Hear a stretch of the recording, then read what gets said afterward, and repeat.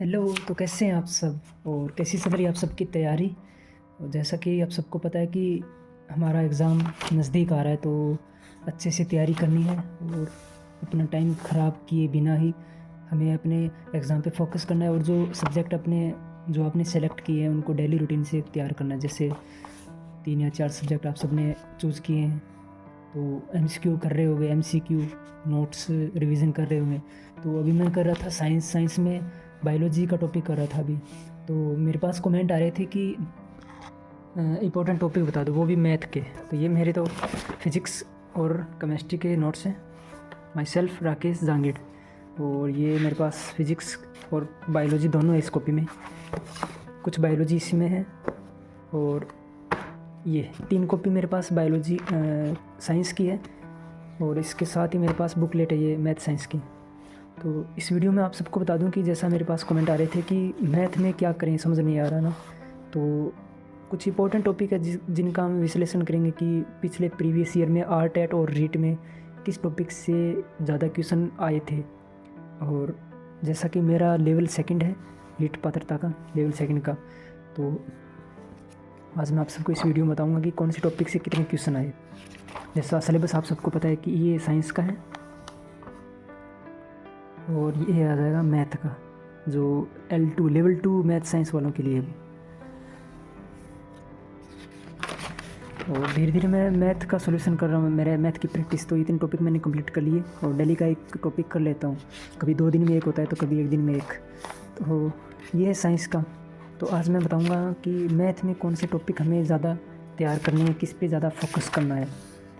तो सबसे पहले आप सबको all the best REET pre exam के लिए, और अच्छे से तैयारी करते रहो आप।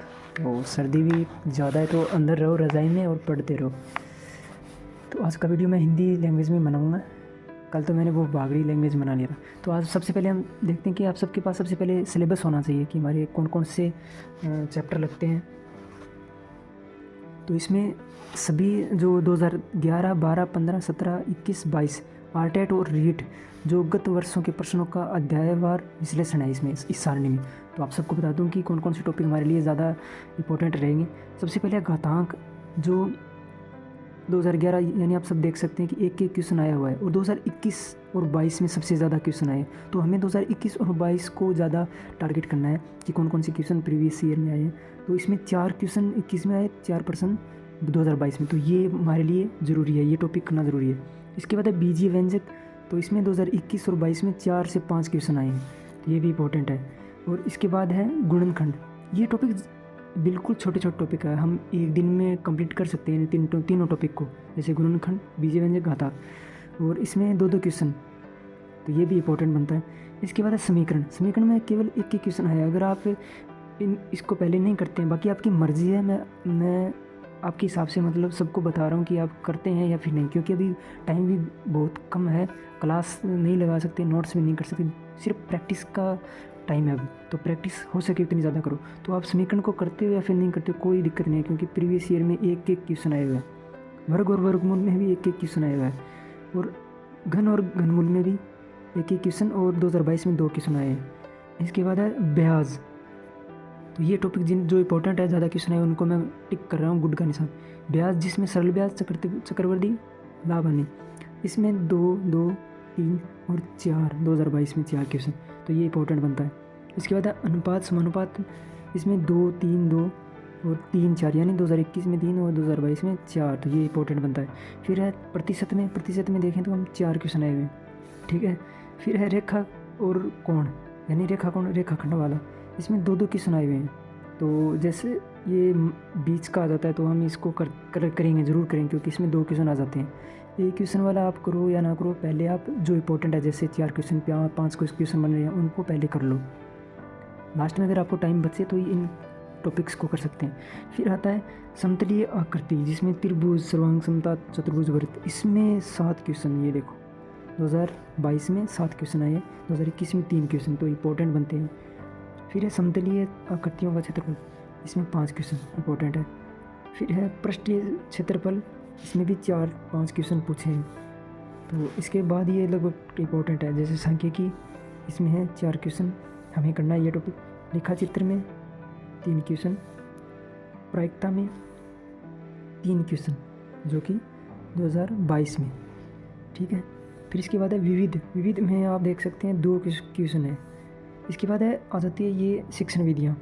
तो शिक्षण विधियों में देखो गणित की प्रकृति, तर्क शक्ति इंपॉर्टेंट, इसमें 8 क्वेश्चन यानी 8 नंबर का काम पूछा गया था 2022 में। फिर आता है गणित शिक्षण की समस्याएं, तो ये इंपॉर्टेंट है, 11 क्वेश्चन आए हुए हैं। मूल्यांकन उपचारात्मक शिक्षण 5 क्वेश्चन, तो ये इंपॉर्टेंट टॉपिक कुछ है जो मैंने आपको बता दिया। बाकी तो इसमें लगभग आप 1 या 2 टॉपिक है जो आप लेट कर लो, बाकी सब इंपॉर्टेंट है। और ये सब्जेक्ट इंपॉर्टेंट है हमारे लिए, क्योंकि मैथ साइंस वालों के लिए प्री और मेंस के लिए सबसे इंपॉर्टेंट है ये सब्जेक्ट, जो हमें अच्छे से तैयार करने हैं। और प्री में 30 नंबर की आती है मैथ और साइंस, तो हमें सब कुछ ही तैयार करना पड़ेगा, कुछ भी नहीं छोड़ सकते। हाँ, ये 2 टॉपिक है जिनमें 1-1 क्वेश्चन है, तो आप इनको एक बार छोड़ दो, लास्ट में टाइम मिले तो इनका प्रैक्टिस सेट निकाल लेना, क्योंकि ये ज़्यादा हार्ड नहीं है। वर्ग और वर्गमूल और घनमूल, तो जल्दी से फटाक से हमें इन टॉपिक को कंप्लीट करना है, क्योंकि जैसा इन क्वेश्चनों का एनालिसिस किया तो देखो कैसे पूछ रहे हैं 4 और पहले तो 1-1 क्वेश्चन आए हुए थे।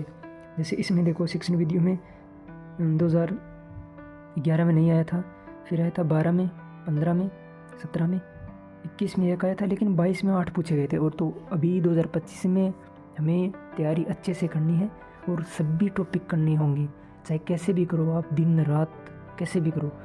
तो ये था आप सबके लिए आज का वीडियो, जो मैथ साइंस वालों के लिए लेवल 2 के लिए।